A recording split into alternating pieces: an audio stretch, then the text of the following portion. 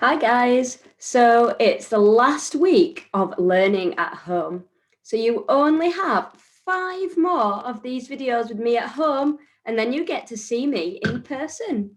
Okay, so for our last Monday, Read Write Ink, we're going to go straight into our new Red Ditty book. Our new Red Ditty book is called Grrr. This rhyming ditty is about a mouse called Mop who likes to hop. We are going to start by looking at our green ditty words. Okay, so we are going to sound out the separate sounds and then blend them together to say the words.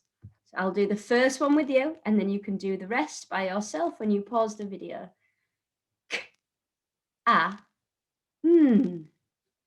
K, a, n. Can. K, a, n.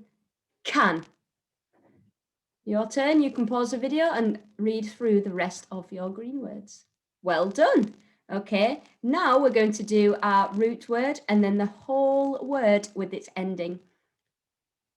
There's only one today, okay, so I can do it with you. It, it, it, it, it, s, it, it's, it's. Well done, great sounding out, guys.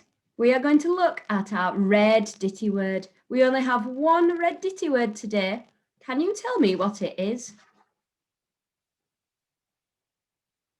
Well done if you said to.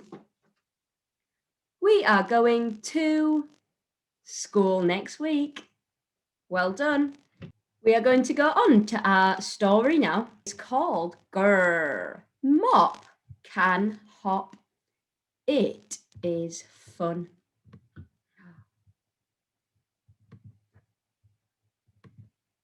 It's fun to hop on Ted's fat tum.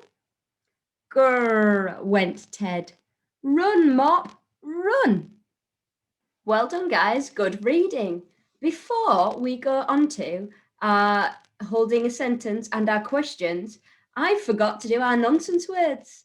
Okay, so we're going to go back now and do some nonsense words. So I want you to have a look at the screen. There are 4 nonsense words.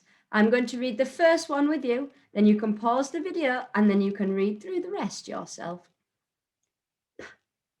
P, I, B, I, B. Pib. What nonsense. Okay, pause the video and can you do the other 3 yourself? Well done and good reading your nonsense words. Okay, now I've got 2 questions that I'd like to ask you. Okay, and then you can pause the video and you can answer them. So my first question is, where does Mop like to hop? Where does Mop like to hop? Pause the video and can you answer that question? And if you really want to push yourself, you can write it down in a full sentence. Mop likes to hop. Okay, well done. Pause the video. Well done if you said Mop likes to hop on Ted's tum. Super.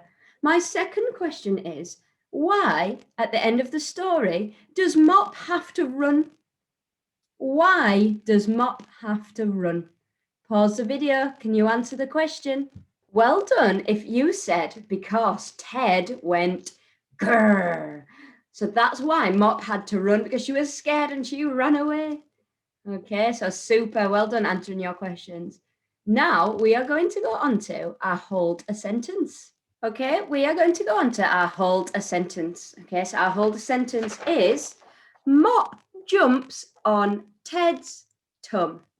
Mop jumps on Ted's tum. Okay, so it's a bit tricky. We need our capital letters, we need our finger spaces and our full stop. We also need a capital letter for name. Remember, Ted is his name. And then an apostrophe, s. Okay, the apostrophe s is because it says Ted's tum and it's his tummy. Okay, and that belongs to Ted, and that's why we put Ted's tum. Mop jumps on Ted's tum. Okay, I'm going to move it. Can you hold this sentence and write it down for me? Well done. We are going to mark our sentence together. Okay. Capital M for mop jumps on Ted's tum. Have we got our finger spaces? Tick. Have we got a capital letter for Ted for his name? Have we got an apostrophe? Tick. And have we got a full stop? Tick. 1, 2, 3, 4, 5 ticks. Okay, what we are going to do is, if we have got them all right, that is fantastic, super writing. Okay, if we haven't, that's all right. Underneath, you can write your corrections and write the sentence correctly. Okay, I would also really like you to test yourself again. Okay, Mop jumps on Ted's tum. So can we use our adjectives? Can we describe Mop? Can we describe Ted? Can we describe Ted's tum? I'm not going to give you an example this time because I would really like you to use your brain yourself.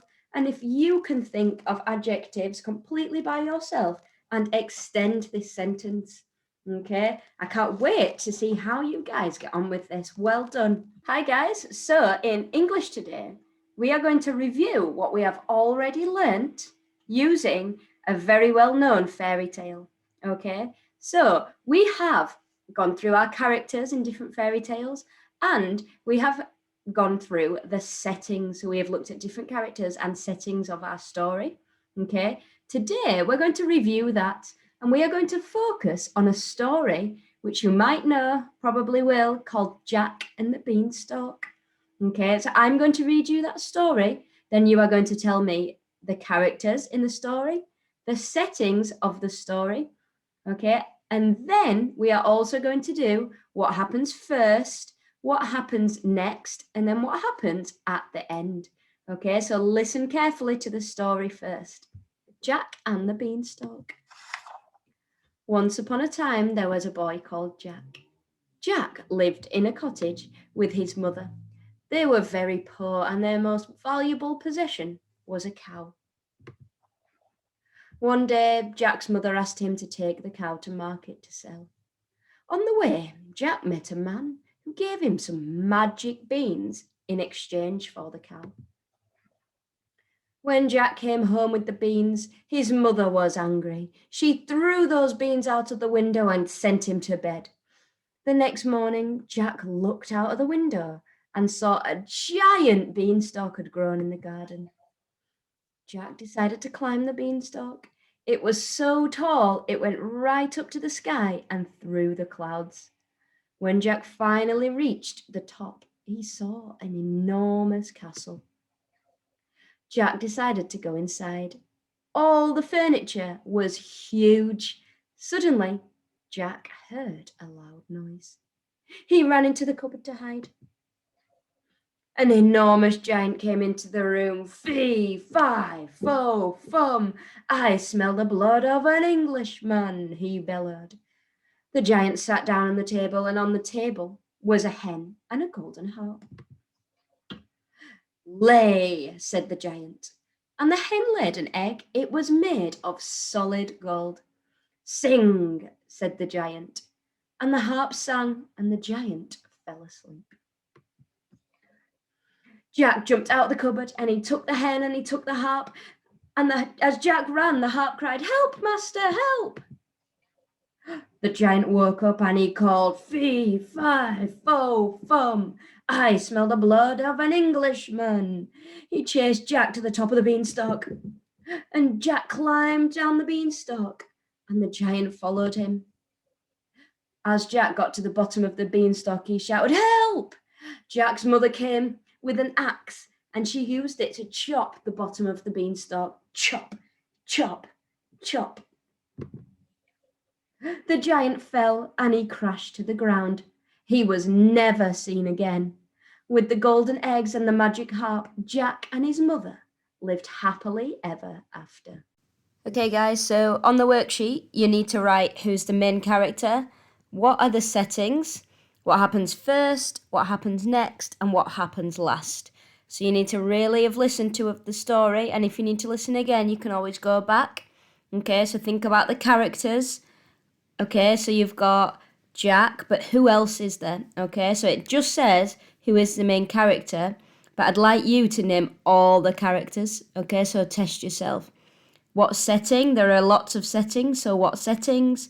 Can you then write what happened first, what happened next, and what happened last? Try do as full sentences as you can, okay? Not just one word. Hi guys, so this is maths now, and this is our year 1 maths lesson. So if you are in year 2, you can always listen, okay? And you can even answer the questions yourself to the year 1s, or you can fast forwards at the bottom and go straight on to year 2 work.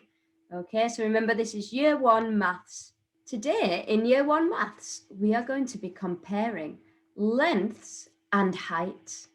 Okay, so what we have been doing is we have been measuring the shortest and the longest, and the shortest and the tallest. Okay, so we're going to compare lengths and heights today. Okay, like you can see in your worksheet. Okay, our first question is tick the taller flower. The taller. Okay, so we need to be really careful when we are reading these questions, and we understand what taller, shorter mean. Okay, so I will do the first one with you, and then I will leave you to get on with the rest by yourself. Tick the taller flower. Okay, have a think. Well done if you said the red tulip. So let's give it a big tick. Tick. Tick the taller flower. So remember, we are ticking. We are not circling, because that is not what the question asked us to do. So we have to make sure we're reading the question really carefully. Okay, I have scrolled down to question 3. Okay, this one's a little bit tricky, so I just want to go through it with you. Complete the sentences. Okay, so we've got Annie, Rosie, and Mo. There are gaps in our sentences, and we have to put the name of the person into our sentences. Okay, so I will do the first one with you, and then you can do the rest yourself. Okay, someone is the tallest. Have a look. Who is the tallest? Is it Annie? Is it Rosie? Or is it Mo? Have a think. Well done if you said Rosie. Okay, Rosie. So what you are going to do is you are going to write Rosie's name in the first box. Remember, I know it is maths, but even in maths or all lessons, we have to make sure that our capital letters are at the beginning of the name. Okay, because Rosie is her name, always needs a capital letter. So well done, and I will let you get on with the rest of your worksheet. And I can't wait to see what you do. Hi, year 2. Okay, so we are moving on to year 2 maths now. Okay, let's have a look what we are learning about today. Okay, year 2, if you have a look at your worksheet, which will be posted on Dojo, it says lines of symmetry. Okay, symmetry, that's a bit of a tricky word, isn't it? Symmetry means that a shape, okay, or an object or a thing is symmetrical. Symmetrical means that if you chopped it in half, it would be exactly the same on each side.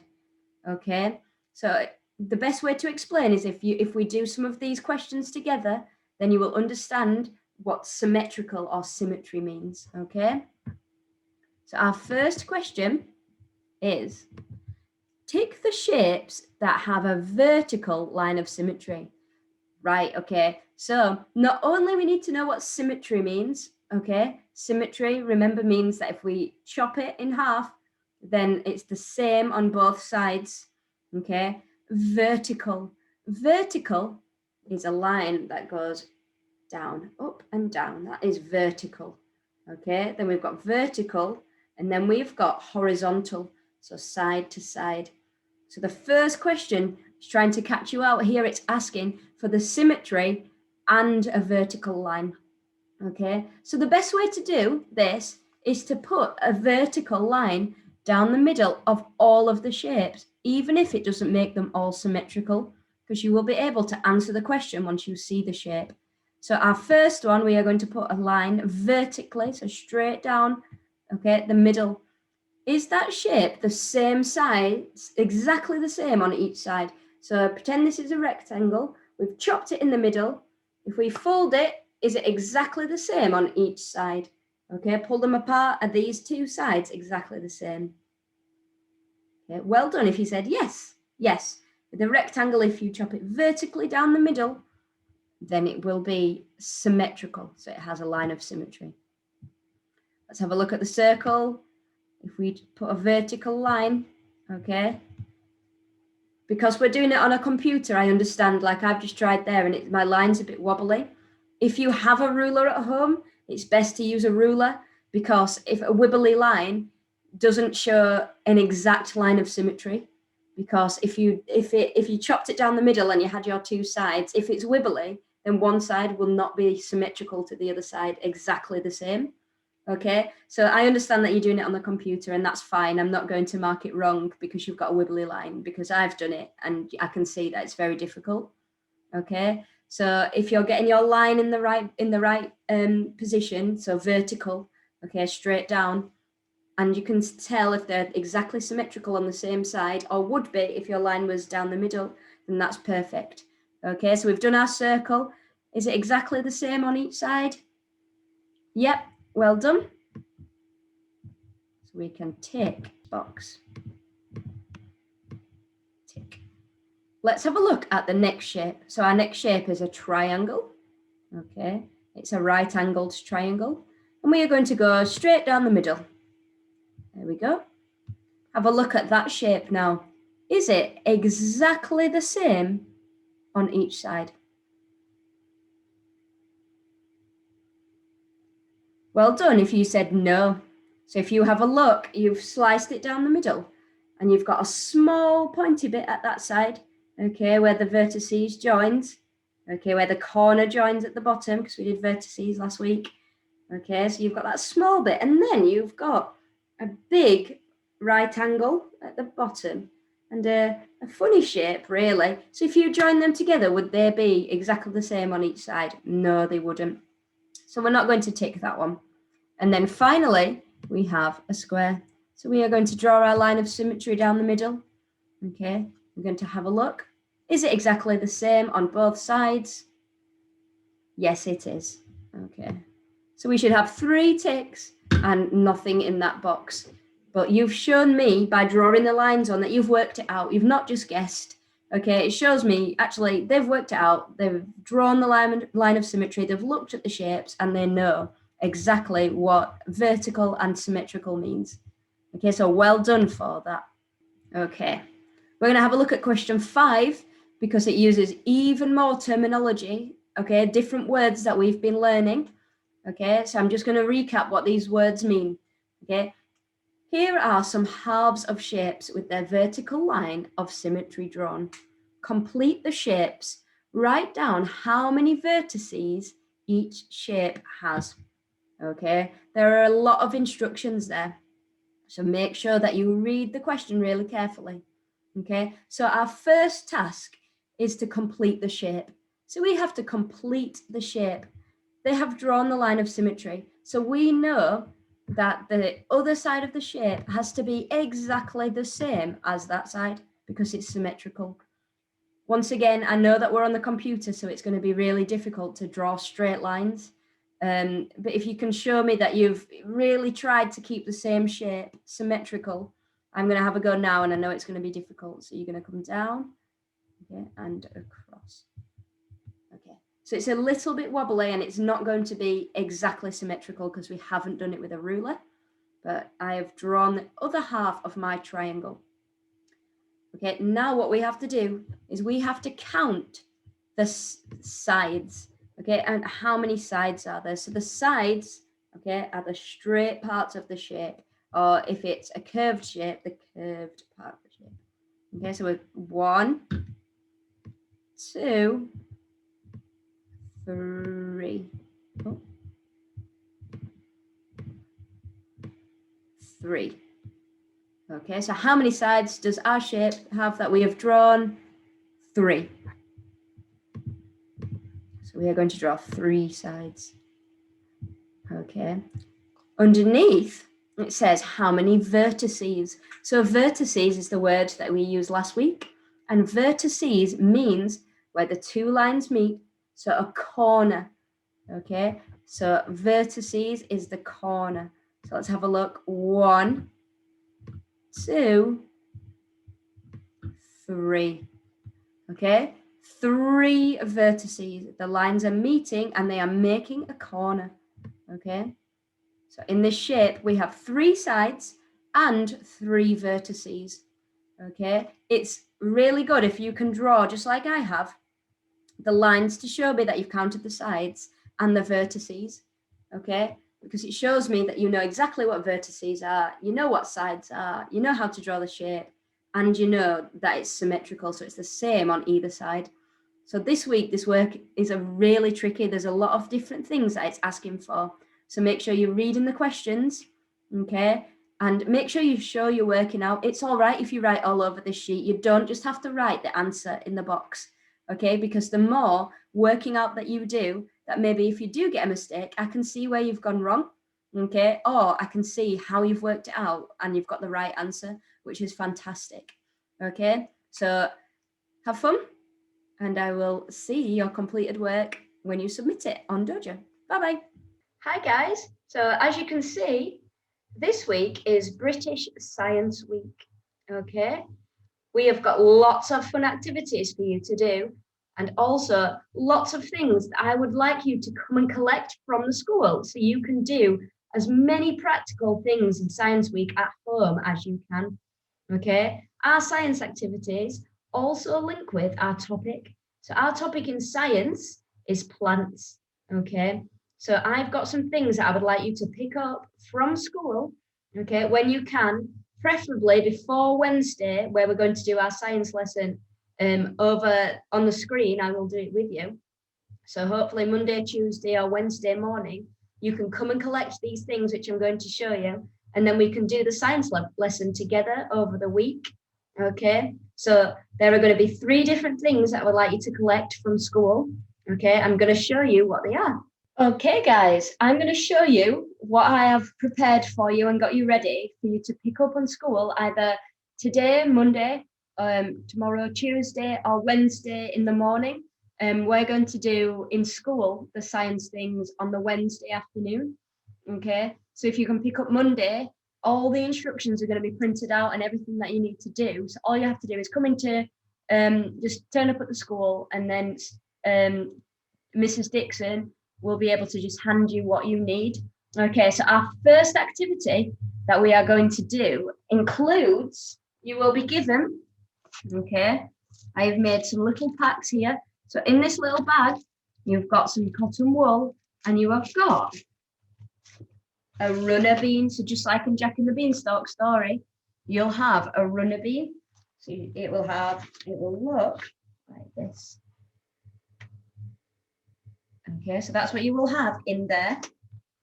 You will also have a plastic cup that comes in, and then you will have one of these, which you will pop in your thing like this, and your runner bean will grow and grow and grow and grow all the way up this from home.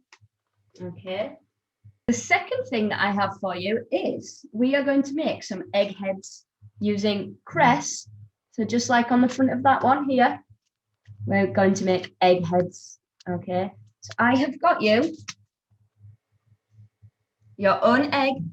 I have chopped it and emptied it already, and then it's got some cotton wool inside. You will get given an egg, which you've got to be really careful with because they're very delicate. You don't want to drop them and they might crack. You will get given some seeds, okay? So your egg and some seeds for your second activity. And then for your last activity, you will be given a plant pot and some seeds, some grass seeds. Okay, we have a really fun activity to do with these. So we need to make sure that we're watching on Wednesday so we know exactly what we're going to be doing in each of these activities. So activity 1 is our growing our bean in our cup with this, okay? Just so you remember everything that you need to get from school, okay? Our second activity, you're given your cress and an egg, okay? And then finally, you will get given a plant pot and some grass seed, okay? So hopefully you'll all be able to get to school at some point during the week. If you really can't get to school on Monday, Tuesday, or Wednesday, that's fine. I understand. However, I'm trying to make it as accessible for all the children, not just in school, because we'll be doing all these activities in school. I wanted to make sure that everyone at home had those same opportunities during Science Week. Okay, so everything's ready, everything's prepared for you, and you'll have instruction sheets, and if you need me at all, you can always ring school and I'll help you. So just pick up when you can, and hopefully you're getting very excited for Science Week like I am. Okay, guys, so in science this afternoon, it's not only going to be one science lesson this week, there's going to be 3 separate activities, or even 4 activities, one including the competition that we are going to be doing over the week. Okay, so our first one is a whole school competition. Not only is it a whole school competition, but it's a national competition, which means all the other boys and girls in all other schools will be competing as well. So you have to do the best work that you have ever done, okay, in order to win our competition. Okay, so Mrs. Hartnell has posted instructions on the dojo page. I'm also going to go over, little things about the theme and what it means with you. Okay, so the theme for British Science Week this year is an innovative future.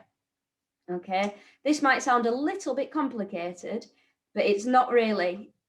Innovative future means maybe something that we could invent, okay, or you could invent that might change the future for the better. Okay, so think about all the things that might change the future for the better. Think about the likes of global warming, recycling, saving energy, changing your diet, lots of things that you can think about. Okay, so inventing innovative future. So about inventing something that might change the future for the better. Okay, I'm going to show you a few examples of previous competition winners, and you can get some ideas from them, or you can come up with your very own ideas. Okay, what you can see here is one of the winners from last year. Okay, so you can see that this child has talked about the diversity of the planet, talked about all the different regions of the planet. So you've got your rainforest, your grassland, your polar, your desert. You can see that they've included all different animals, and they've talked about us, and they've written about the different climates. So you've got your hot and your cold climates, you've got your dry and your wet climates. Okay, and it's all about different animals, okay, and different habitats around the world. Okay, so it's showing the importance of animals around the world and how we can look after them. So I also wanted to show you this one. This is a fantastic piece of artwork from an older child, okay? And you can see here that they've clearly thought about, they've put themselves in the middle of the picture, and they're thinking about, so using a light bulb, but they've changed the light bulb into the world. And at the top, you've got the arrows showing the recycling. They've thought about recycling. You can see that they've got renewable energy sources. So things that we can use rather than using petrol in cars, or burning coal and using oil. Okay, so things like the windmills at the side, that gives us energy. The solar panels. At the back, you've got the recycling symbol. Okay, you've got the animals down the side, thinking about maybe a change of diet that might help save the planet. And I just think it's really fantastic how they've used lots of different colours, made it really bright and exciting. And the two hands that are meeting, holding the light bulb on top of his head, one looks like it's robotic and the other one looks like it's normal. And that could be showing, you know, steps in the future, something. Maybe there could be robots in the future. Who knows?